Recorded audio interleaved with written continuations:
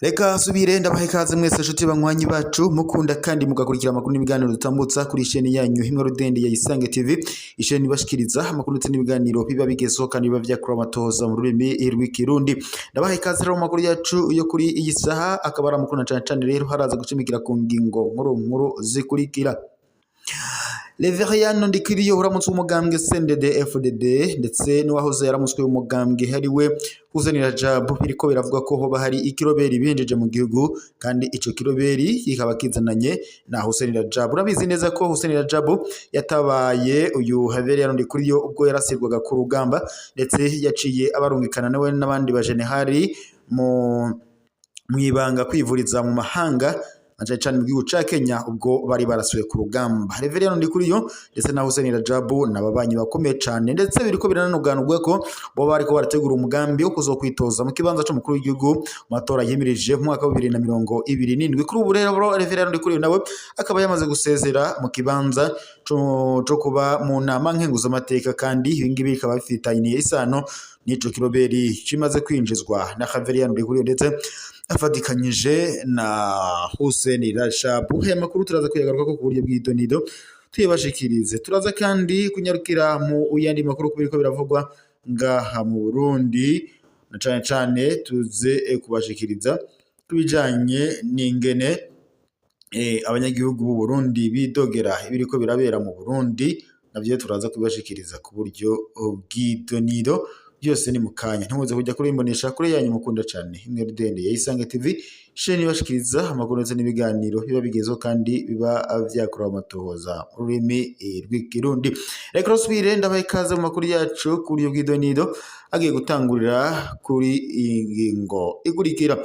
Nyuma yuko abanyagihugu batari bakeyi biyamirije ibijanye n'ikiringo ca kabiri c'umukuru w'igihugu Perezida Evariste Ndayishimiye, ndetse bikaba binateye ubwoba abanyagihugu, hariko kandi ku rundi ruhande babandanya barwiyamiriza na cane abanyamugambwe CNDD-FDD bariko bariyamiriza ibijanye n'ikiringo ca kabiri ca Perezida Evariste Ndayishimiye.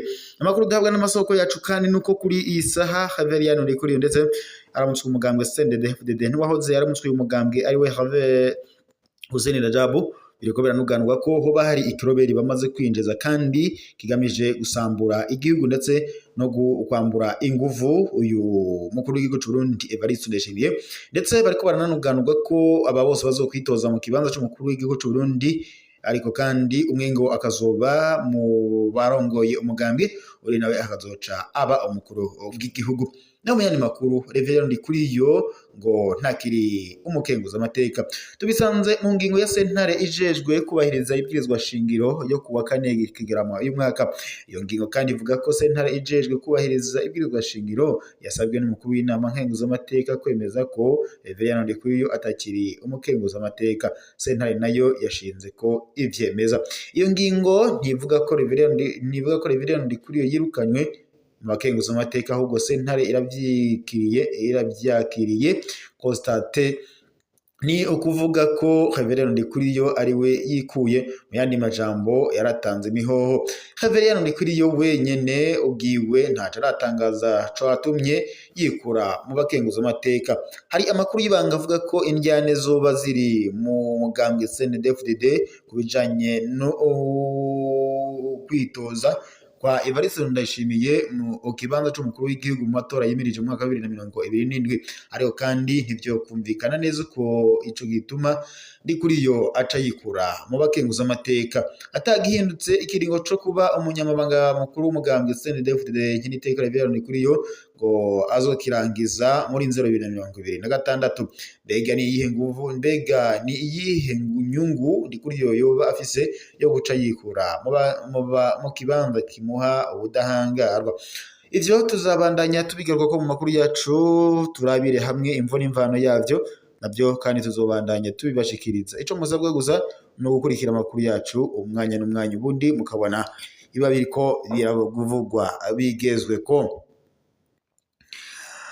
Reka unyarukire mu yandi makuru n'ubundi kubiriko biravugirwa ngaha mu Burundi, na cane turabira hamwe kubivugwa mu mugambwe uri ku butegetsi n'indyane zoba zihari tubibashikirize navyo uko vyakabaye. Ico musabwa gusa ni ugukurikira amakuru yacu tuba turiko turabashikiriza umwanya n'umwanya, mukabandanya muyakurikira mu buryo bw'idonido.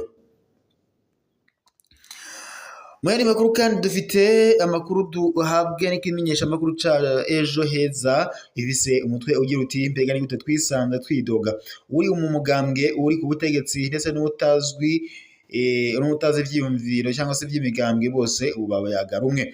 Reka dukubitira hariya muri Ejo Heza tubanze tugaruke mu majambo no kuvyabaye bimwe bimwe.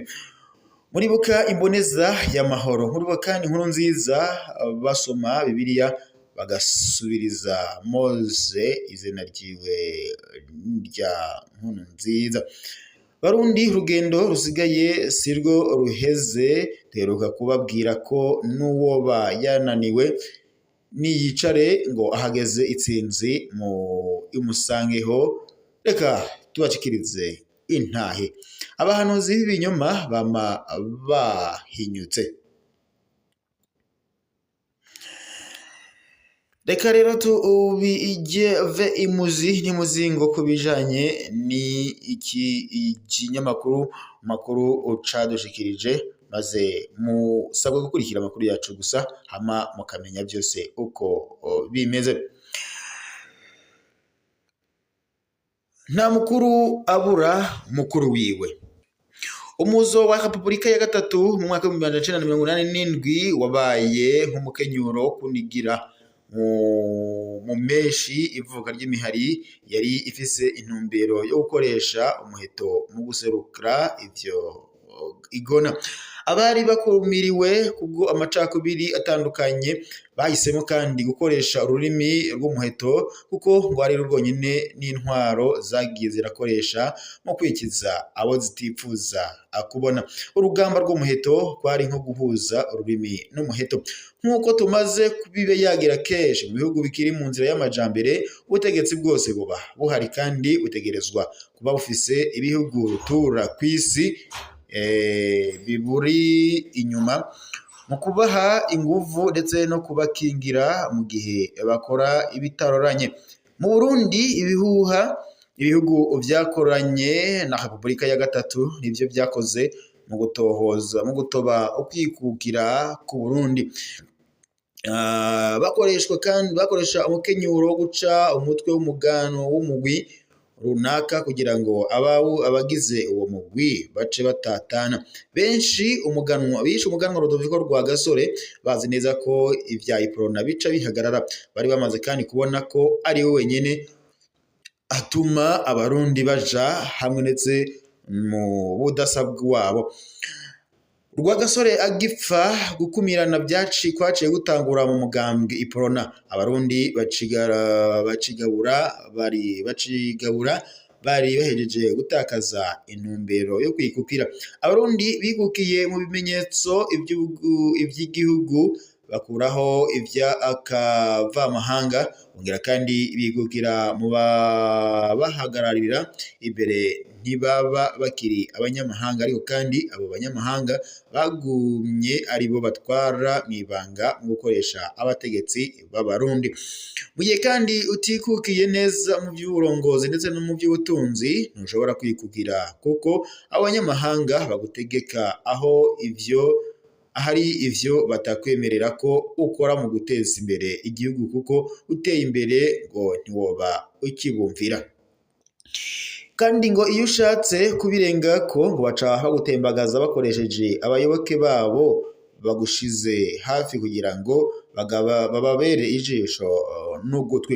Muri Repubulika ya kabiri rero Colonel Jean Baptiste Bagaza yariko aragwana n'iterambere mu kubaka igihugu cy'u Burundi ndetse no gushira abarundi ku bikorwa nk'inzira yo kubakura muri politike, ariyo ndetse yatuma baryana. Gukumirana bishinga imizi hari ubukene iyo abanyagihugu badafise ico bakora bahanga amaso ivy'igihugu. Ico caratumye kandi Jean Baptiste Bagaza abarundi bamwiyumviramo cane kurusha abandi barongoye Uburundi gushika uwo munsi, kuko yariko agwana no gusubiza hamwe abarundi. Yaza kandi yaratanguye ibiganiro mwibanga n'abavuga ko bariko bashinga imihari yo kwisubiza iteka. Ugushira hamwe abarundi nivyo abanyamahanga bamye badashaka kuko vyotuma ngo baca bakanura bakabona ibikwiye gukorwa kugira ngo igihugu gitere imbere.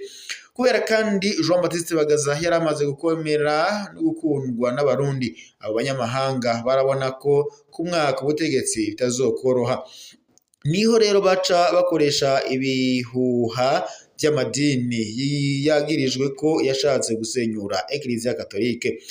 Iyo myaka abarundi bari bashashaye cyane ukwemera kwabo ku buryo wiswe uzirira rumenyetso waca umwasi wabakomeye.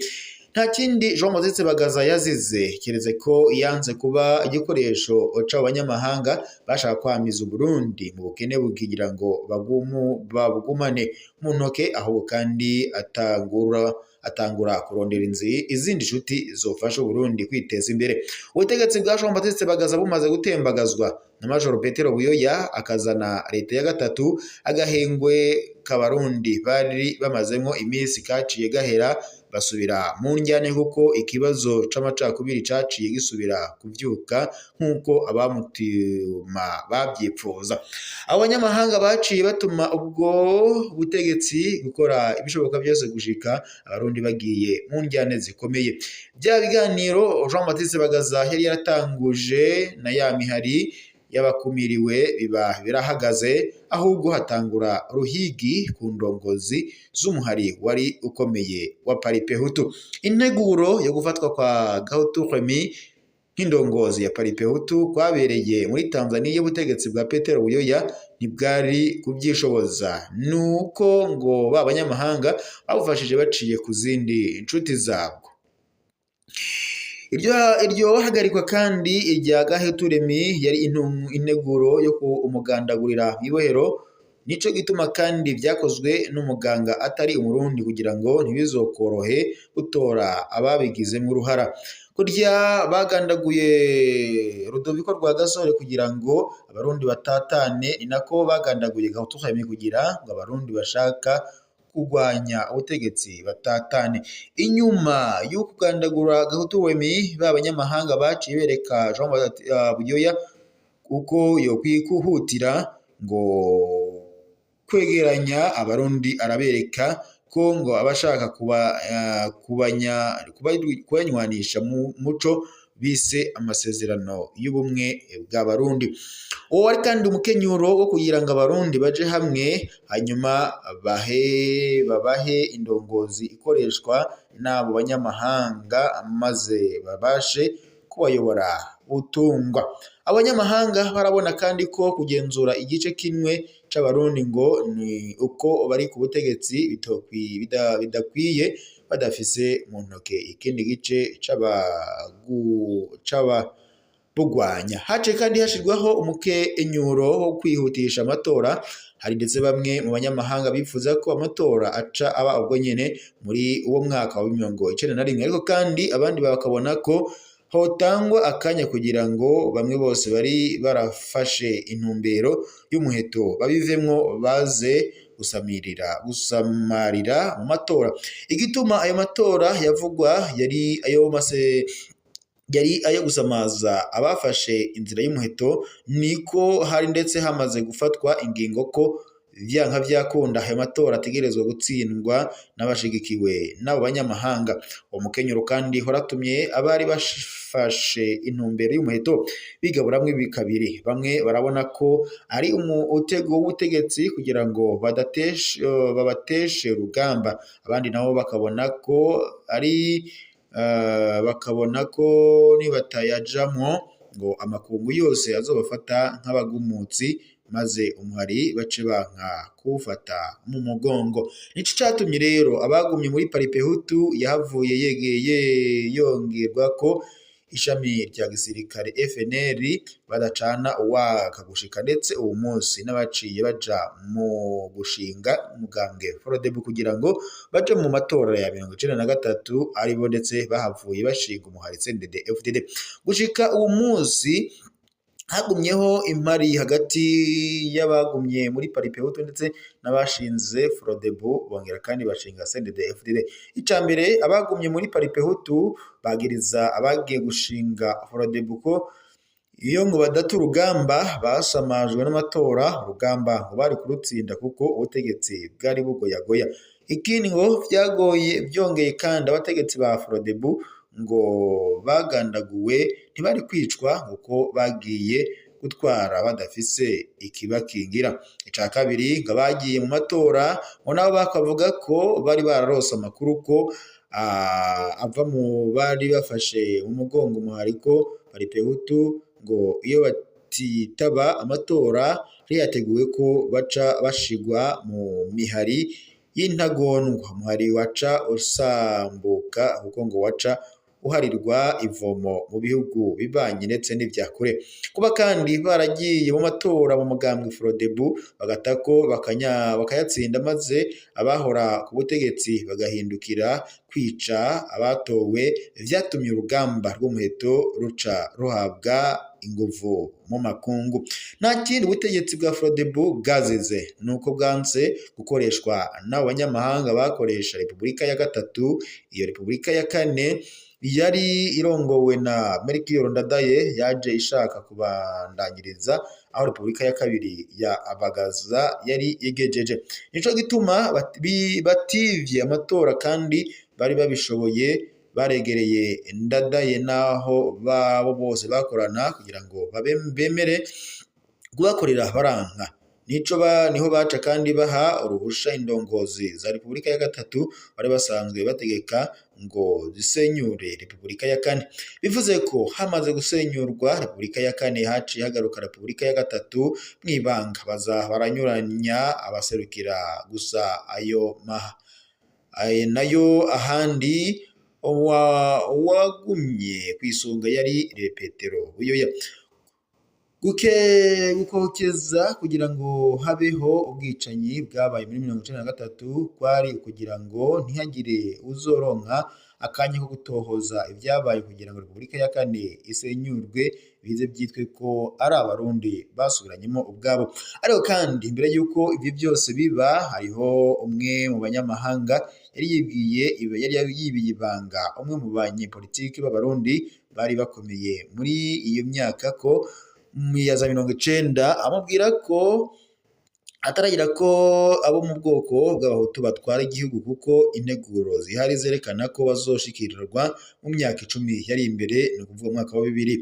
Ikosa abanyamahanga bakoze nubwo biyita umutima utumana tw'ubwenge ni gusuzugura abarundi bo mu bwoko bungubu canke ubundi kuko bamye babafata abatagira ubwenge buhanitse bwo gutegura imikenyuro iremereye. Kugandagura Ndadaye vyatumye Frodebu isambuka, kumwe bagandagura Rwagasore kugira ngo Iprona isambuke, kumwe bagandagura Gahutu Remy kugira ngo Paripehutu isambuke. Ntibari bibaza ko inyuma ya Frodebu abarundi bashobora kubaka ikindi kintu gikomeye nka CNDD-FDD. Icatangaje abantu ncecana abanyamahanga ni ukuntu umwari CNDD-FDD witirirwa abahutu waje gufatwa mu mugongo n'abarundi bo mu bwoko bw'abatutsi ndetse hamwe n'ubw'abaganwa ndetse n'abahutu mu rusange.